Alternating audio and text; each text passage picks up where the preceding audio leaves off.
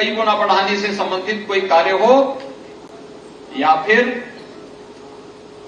निजी क्षेत्र को निजी सैटेलाइट के माध्यम से अंतरिक्ष तक की यात्रा के लिए प्रेरित करने का कार्य रहा हो, एक लंबी छलांग भारत ने लगाई है। लोक कल्याणकारी कार्यक्रमों का एक लंबी श्रृंखला देश के अंदर प्रारंभ हुई है। आज हम सब इस बात को देखते हैं। हम लोग जब सांसद बने थे 1998 में, तब हम लोगों को 100 रसोई गैस के कनेक्शन मिलते थे। अनुमान कर सकते हैं एक संसदीय क्षेत्र में जहां पर 20 लाख की आबादी उस समय रही होगी, 100 कनेक्शन से कितने लोगों को उससे लाभान्वित कर सकते थे। और आज आप देखते होंगे कि हर परिवार को फ्री में रसोई गैस के कनेक्शन उपलब्ध करवा दिए गए हैं, जिन लोगों ने कभी नहीं देखा। विगत यानी 2016 से योजना चली और 2016 से 2023 के बीच में जब हम यहां पर खड़े हैं, आज देश के अंदर करोड़ों परिवार ऐसे हैं। अकेले उत्तर प्रदेश के अंदर ही हम देखते हैं 1,74,00,000 परिवारों को प्रधानमंत्री उज्ज्वला योजना में फ्री में रसोई गैस के कनेक्शन मिले हैं। उससे पहले ये सुविधा उपलब्ध करवाई गई थी कि कोई भी व्यक्ति जाएगा, अब बंधन नहीं होगा कि किसको देंगे किसको नहीं देंगे, उसके लिए सिफारिश की आवश्यकता नहीं।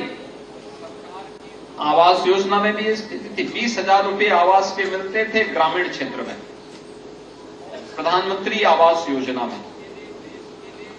आज ग्रामीण क्षेत्र में 1,20,000 रुपये आवास के लिए, 12,000 रुपये शौचालय के लिए,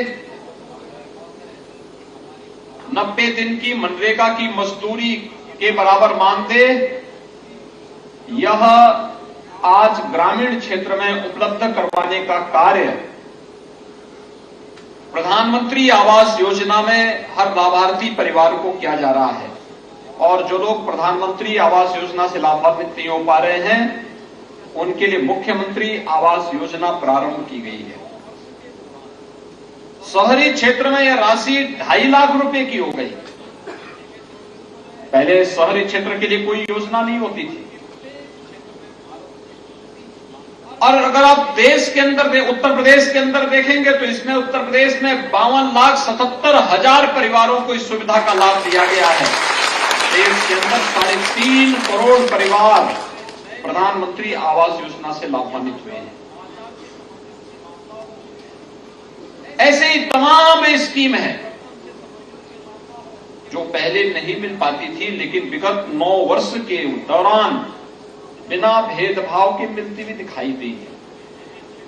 इसमें कोई जाति का भेद नहीं, कोई क्षेत्र का नहीं, कोई भाषा का नहीं।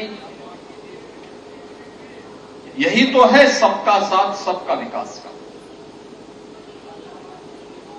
सबके विश्वास का और सबके प्रयास का। शासन की योजना सबको मिलेगी। योजना के साथ जोड़ने का जो अभिनव प्रयास हुआ, उन्हीं सब बातों को इस अभिभाषण के माध्यम से प्रस्तुत भी किया गया।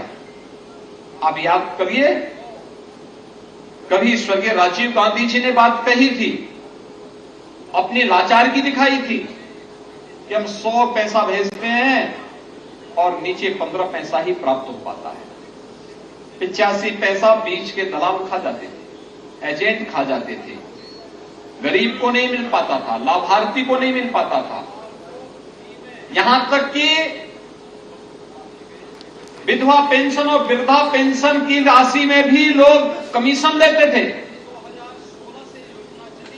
लेकिन आज प्रधानमंत्री मोदी जी ने डीबीटी के माध्यम से पैसा सीधे लाभार्थी के खाते में जा रहा है। बीच में कोई नहीं ले सकता, कोई सेल नहीं लगा सकता है। सीधे उसके खाते में पैसा, हर योजना का पैसा सीधे लाभार्थी के अकाउंट में जाएगा और इसके माध्यम से भ्रष्टाचार पर पूरी तरह नकेल कसने का काम हुआ है।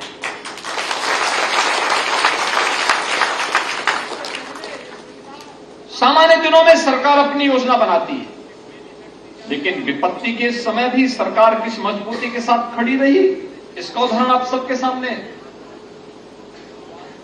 फ्री में टेस्ट, फ्री में उपचार, फ्री में वैक्सीन।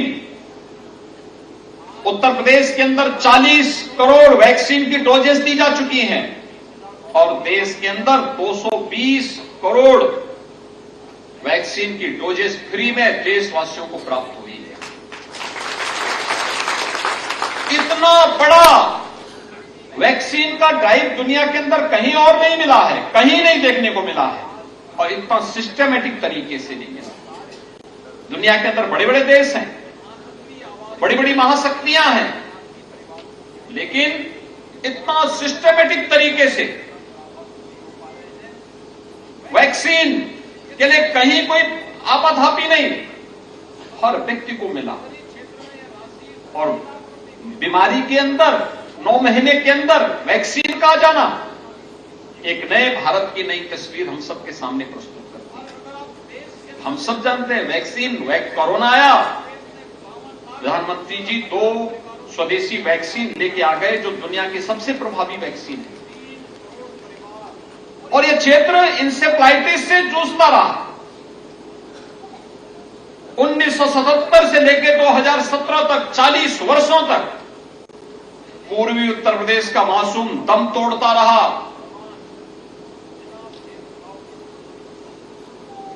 न उनके लिए उपचार की व्यवस्था थी, न उनके लिए वैक्सीन की व्यवस्था ही हो पाई। वैक्सीन 2005-6 में आई, वह भी विदेश से आई,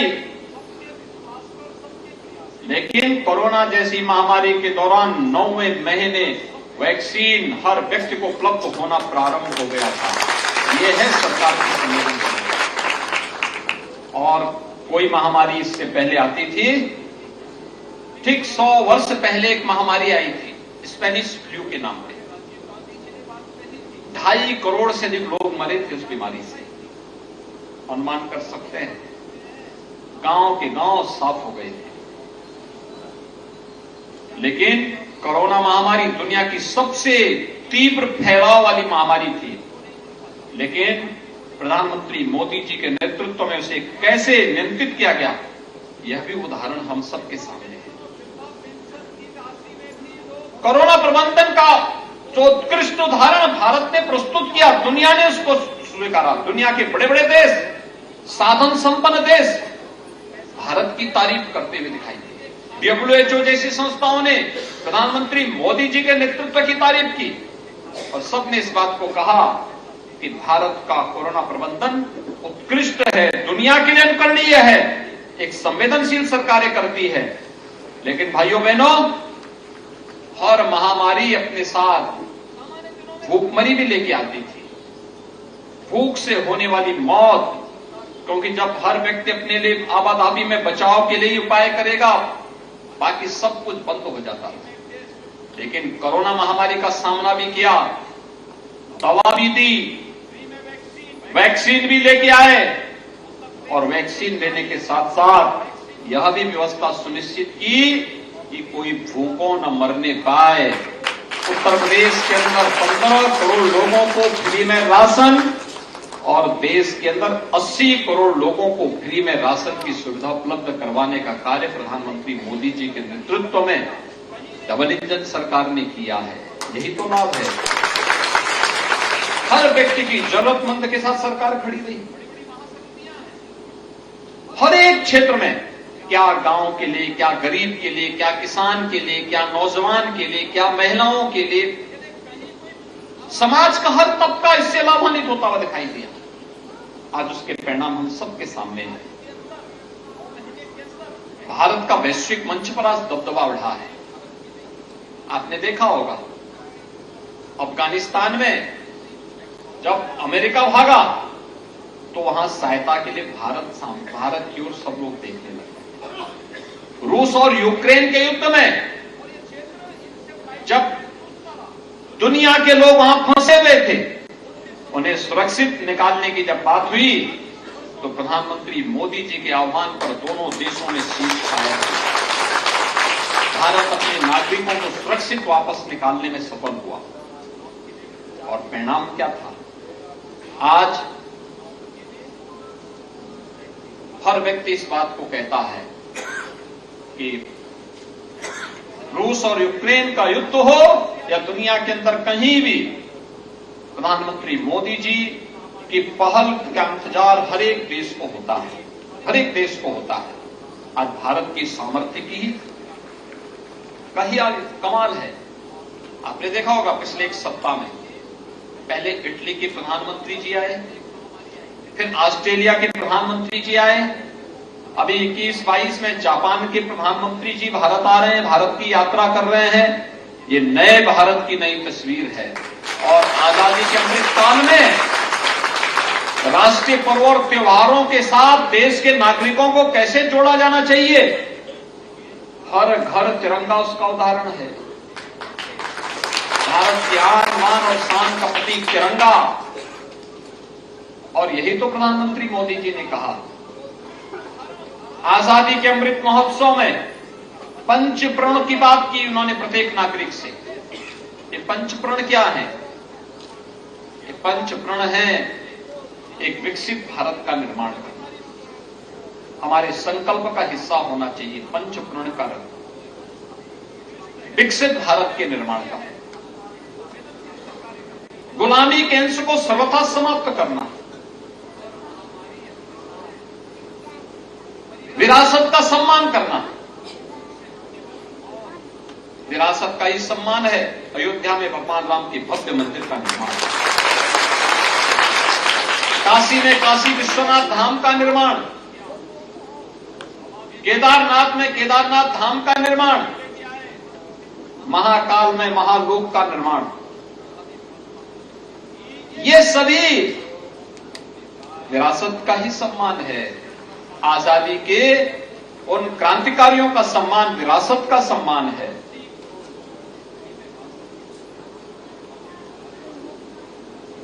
एकता और एकात्मता के लिए कार्य करना। हम सब एक हैं, सबका साथ और सबका विकास का ये भाव उसी एकता का सूत्रपात करता है। तो नागरिकों का कर्तव्य भी, ये संविधान, हमारा संविधान हमें केवल अधिकार की बात नहीं करता है, हमारा संविधान हमें हमारे कर्तव्यों का एहसास भी कराता है कि हमारा अपने राष्ट्र के प्रति, अपने देश के प्रति क्या कर्तव्य हैं, इन कर्तव्यों का एहसास भी कराता है।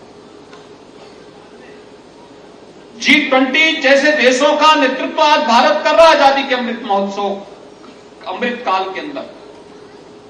ये भारत के सामर्थ्य को प्रदर्शित करता है। और इसलिए जब हम सब आज प्रत्येक शक्ति केंद्र में महामहिम राष्ट्रपति जी के सही भाषण को वाचन कर रहे हैं, उसको पढ़ रहे हैं, तब हमारे सामने बातें सामने स्पष्ट होती है।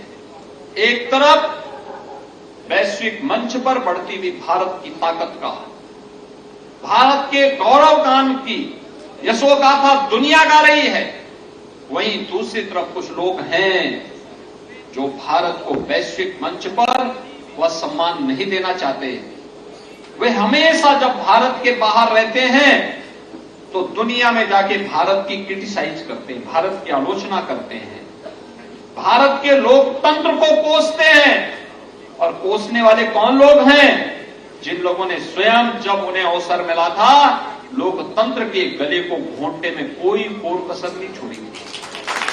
ये वही लोग हैं, ये लोकतंत्र की दुहाई वे लोग दे रहे हैं जिन्होंने लोकतंत्र के गले को दबाने में किसी प्रकार की कोई कोताही नहीं करती। दुनिया में जाते हैं भारत की बुराई करते हैं, भारत में आते हैं तो केरल में जाएंगे तो उत्तर प्रदेश की बुराई करेंगे और दिल्ली में आएंगे तो केरल की बुराई करेंगे। ये इन लोगों की फितरत है, इसलिए इन चेहरों को देखने की आवश्यकता है। ये लोग देश की संसदीय परंपराओं को, देश के लोकतंत्र को कमजोर करना चाहते हैं और उसके माध्यम से फिर उसी विरासत को आगे बढ़ाना चाहते हैं जो उन्हें खानदानी विरासत मिली, बांटो और राज करो। जाति के नाम पे, क्षेत्र के नाम पे, भाषा के नाम पे, तमाम अन्य वादों के आधार पर समाज को विभाजित करने की उनकी मानसिकता, ये विभाजन की और देश को ले जाने की जो कुत्सित प्रयास हैं, उनकी इन किसी भी उस षड्यंत्र को सफल नहीं होने देना है। महामहिम राष्ट्रपति जी का यह भाषण भारत की 8-9 वर्षों की उपलब्धियों के साथ साथ भावी योजनाओं का प्रतिनिधित्व करता है। एक नए भारत के निर्माण की 2047 में हमारा भारत कैसा होगा, वो दुनिया को मार्ग दिखाने वाला भारत होगा, दुनिया को राह दिखाने वाला भारत होगा, एक महाशक्ति संपन्न भारत होगा। और उस महाशक्ति संपन्न भारत के निर्माण के लिए हम सबको मिलकर के प्रयास करना होगा। अभिभाषण को न केवल वाचन बल्कि उसकी एक एक पंक्ति अपने आप में एक मंत्र की गूंज उसके अंदर सुनाई देती है, एक नए भारत की गूंज उसके अंदर सुनाई देती है। उसको उस रूप में हम अंगीकार करेंगे। इस विश्वास के साथ मैं आज के इस कार्यक्रम के अवसर पर बसारतपुर प्रथम के शक्ति केंद्र में जुटे हुए आप सभी पदाधिकारियों का, कार्यकर्ताओं का, बूथ अध्यक्षों का एक बार फिर से अभिनंदन करता हूं। महानगर अध्यक्ष जी को इस पूरे आयोजन के लिए हृदय से धन्यवाद देता हूं और विश्वास व्यक्त करता हूं हर एक शक्ति केंद्र इस प्रकार के आयोजन के माध्यम से महामहिम राष्ट्रपति जी के भाषण